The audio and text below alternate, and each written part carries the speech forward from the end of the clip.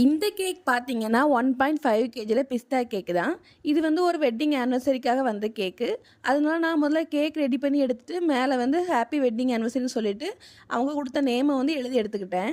இந்த டிசைன நெறைய பேர் பார்த்தோனே எங்கேயோ பார்த்த மாரி இருக்குன்னு நெனச்சிருப்பீங்க. இது வந்து வால்பேப்பர் ஸ்டிக்கர்லாம் நமக்கு வந்து ஆன்லைன்ல கிடைக்கும்ல, அந்த ஸ்டிக்கர்லேருந்து தான் நான் வந்து இந்த இமேஜ சுட்டு எடுத்துக்கிட்டேன். சாக்லேட் கனாஷ் வச்சு ஒரு மரம் மாரி வரைஞ்சிக்கிட்டு, அதில வந்து பூக்கு வந்து ஹார்ட் ஷேப்ல வந்து குட்டி குட்டி குட்டியா வரைஞ்சு எடுத்துக்கிட்டேன். பார்க்கறதுக்கு ரொம்ப நல்லா இருந்துச்சு.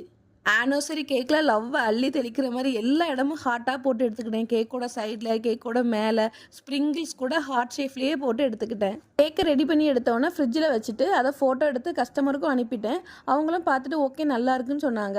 ஆனா எனக்கு மட்டும் ஏதோ இன்கம்ப்ளீட்டா இருக்கிற மாரியே இருந்துச்சு.